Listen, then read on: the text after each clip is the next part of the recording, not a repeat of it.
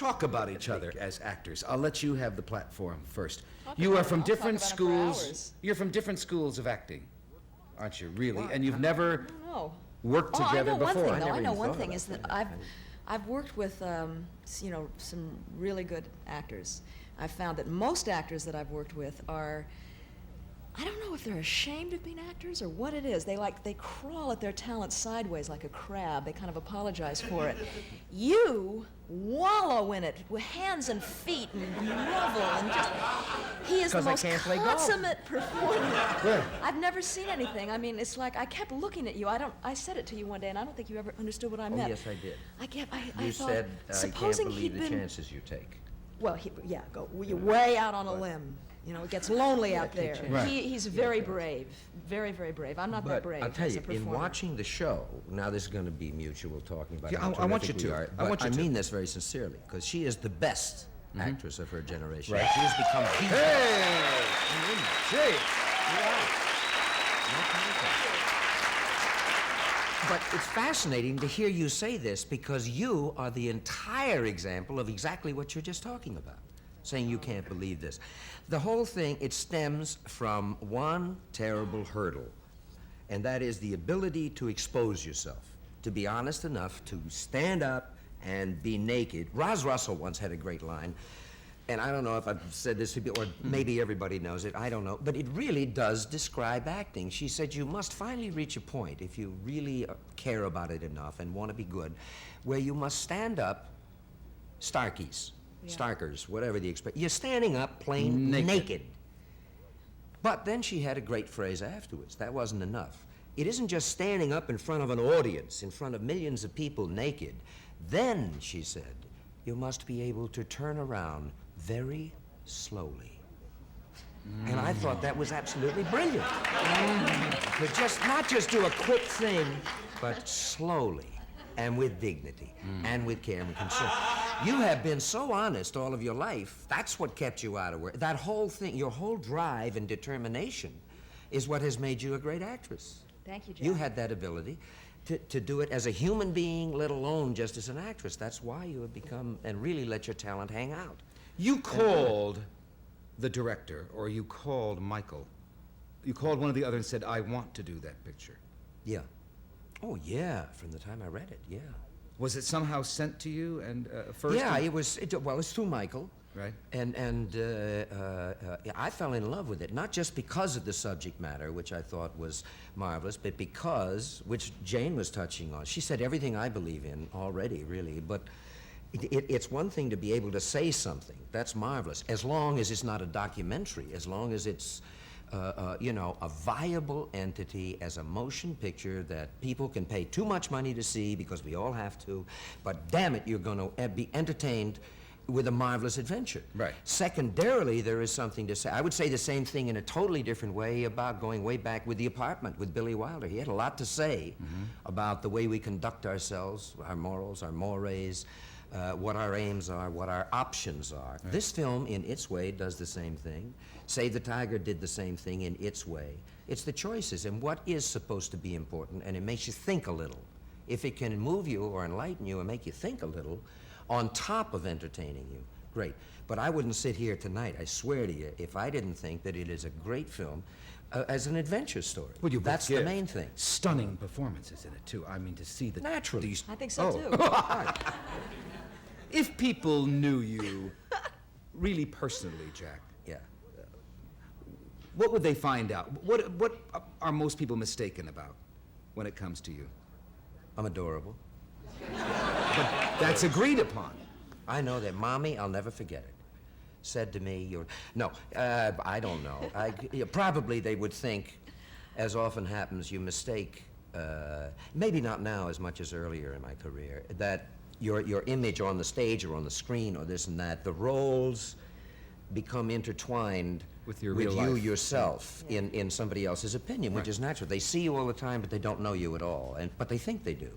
So they might think that I was much less serious. Well, you've given than I every am. man I'll tell you what, performances I'll give of guys, light, Yeah. wonderful, good-hearted guys who go through life and get caught into all kinds of messes. Yeah, and muddle through Right, somehow. right. But Yeah. that's not you. For years. No, I don't think so. You're very... I didn't muddle through. I failed. However, I'll tell you, a marvelous line of all the lines, like, you know, that actors get, a fairly common one is, hey, didn't you used to be, right, you know, yeah. etc. When we were doing Odd Couple years ago, Walter Matthau was still living in New York, and after we had been shooting along Riverside Drive somewhere, I was going to his house for dinner. And I poked the elevator button, and I'm waiting for the elevator to come down and go up, right? A lady who lives in the building came in with the bags of groceries. She's standing beside me, and we're both waiting.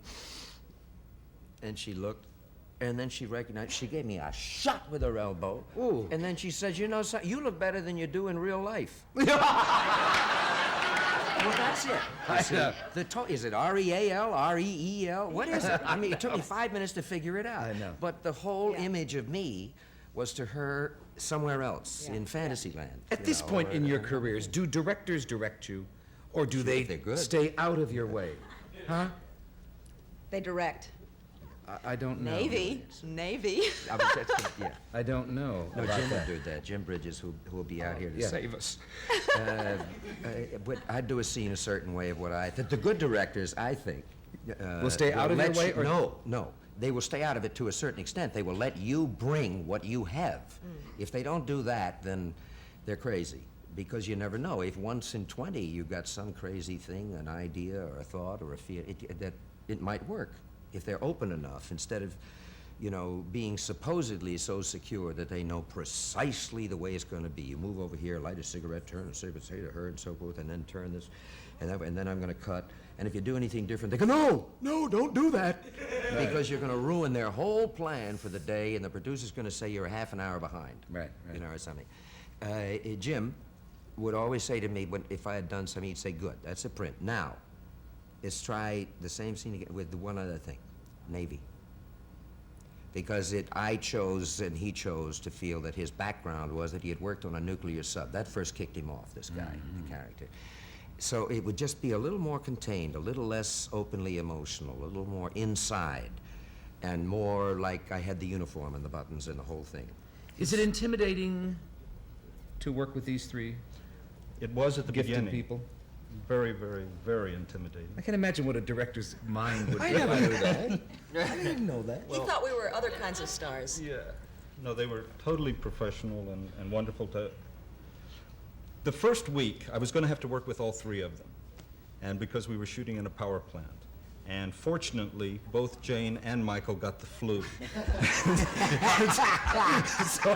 so I just worked with Jack, and... And that did it. And you got the flu, right? Actually, I had the flu all the time we were shooting, but I didn't tell them. But no, about in the second week, before Jane and Michael really started working, I was working with Mr. Lemmon.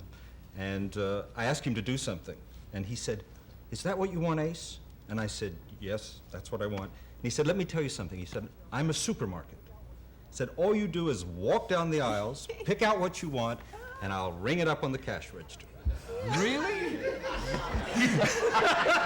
Oh, God, that it were true. Not that I didn't say it, but that it were true. Oh, it is that he true. could. No, it's a line Billy once in a It's flattering great moment because line. Billy Wilder once said that about me. And it cracked me up when he said, "You are a supermarket." Down like grab what I want off the shelves. Is everybody set with their next project? I mean, it must be very difficult to do a film, and then months pass, you could almost forget what everything is about, and suddenly you're all back involved in it again, promoting it. I don't think anybody wants to give this one up. No, you know, I- it's because it's like I said, it's a rare experience where everybody gets along so well. Plus, the picture's good, so it's like a love affair, and you don't want to give it up. It's a very funny thing I have found, anyhow, and what I believe in. When I was a kid starting out 100 years ago or something at Columbia, they'd send me out with every picture that I had, or this name, because, and that was, they still had the old system, you know, where they were grooming young actors and they had people under regular old 7-year contracts and everything, and they wanted to expose you to the public. Whatever you had just done, that's it, you go out with it anyhow. Excuse me. I found in recent years, I won't. It doesn't say I'm right, but I will not do what we are doing. I'm not going to sit here on, you know, a great big television show like this that reaches millions of people despite the way you handle it. No, I'm serious. I wouldn't do that if I didn't personally believe it. I may be wrong, and a lot of people, there's no way you please everybody. But my God, if you go out because you think a film is in trouble, you know, and maybe it's a little shaky, you've had some previews, and oh boy, you're in trouble, so you better get out and plug it. You're in trouble because, you know, it's quite obvious. It seems to me that people say, I listened to Lemmon and I went to see the damn thing. I'm never going to listen to him again. Yeah. As long as I live. But you know darn well if And they I go don't to see blame 'em. this, You know, they'll listen there to will you. be a percentage of people, you know, that aren't going to like the better things you've done. But if you don't, when you believe in it, is what I'm saying. It's perverse. It seems the opposite. That's when you plug it, Right. not when you have a turkey. You plug the good ones.